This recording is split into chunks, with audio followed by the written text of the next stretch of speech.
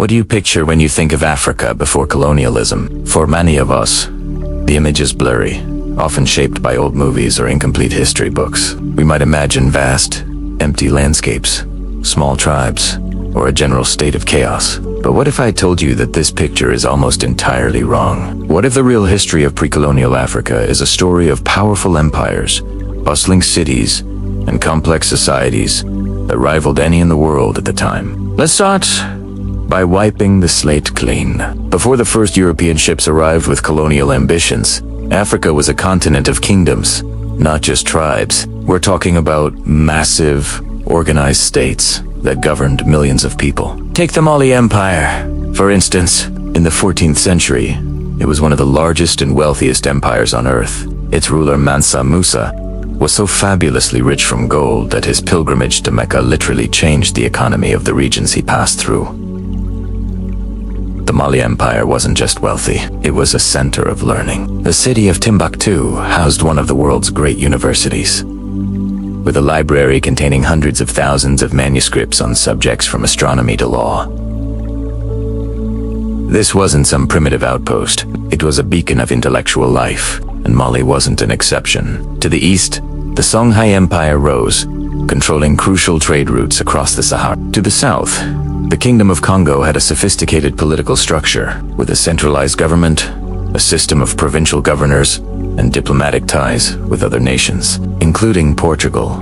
Long before colonization began, in southern Africa, the Empire of Great Zimbabwe built incredible stone cities, the ruins of which still baffle archaeologists today with their scale and precision. These weren't just random settlements, they were the capitals of powerful, organized states that managed vast territories.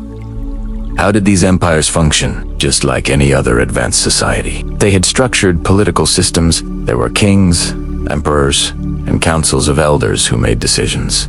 They had laws, and they had systems to enforce them. They collected taxes to fund their governments and armies. They didn't just exist, they governed. These weren't chaotic lands, waiting for order to be imposed. They had their own order, their own systems of justice, and their own methods of managing large, diverse populations. The economies of these societies were also incredibly sophisticated. Long before Europeans dominated global trade, Africa was a key player. Trans-Saharan trade routes, or the superhighways of their time, connecting West Africa with North Africa, the Middle East, and even Europe. What were they trading? Gold, of course. For centuries, a huge portion of the world's gold came from West Africa. But it wasn't just gold. They traded salt, which was as valuable as gold in many parts of the continent. They traded ivory, textiles, and kola nuts. In East Africa, Swahili city-states like Kilwa and Mombasa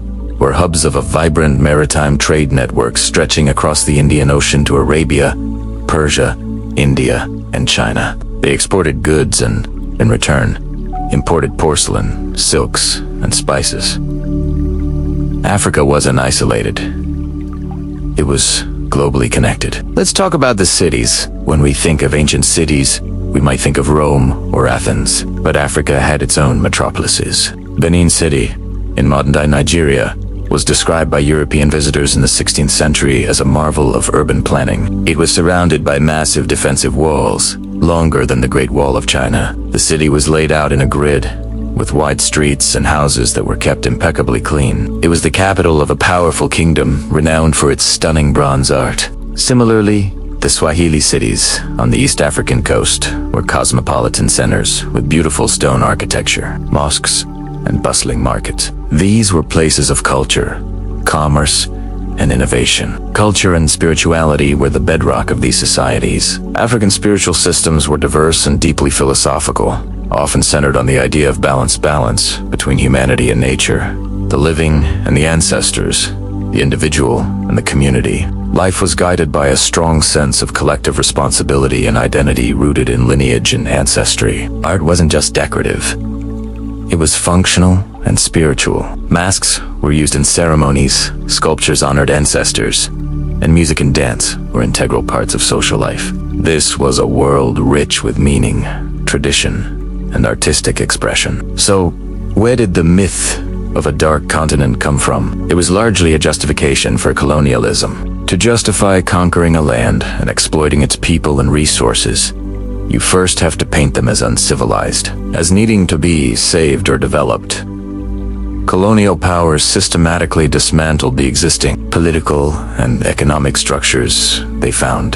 They drew arbitrary borders that cut across ethnic and cultural lines, creating the seeds of future conflicts. They suppressed local industries to make way for their own goods. And most importantly, they rewrote history, erasing the memory of the great African civilizations that had come before. Colonialism didn't bring civilization to Africa. It interrupted it.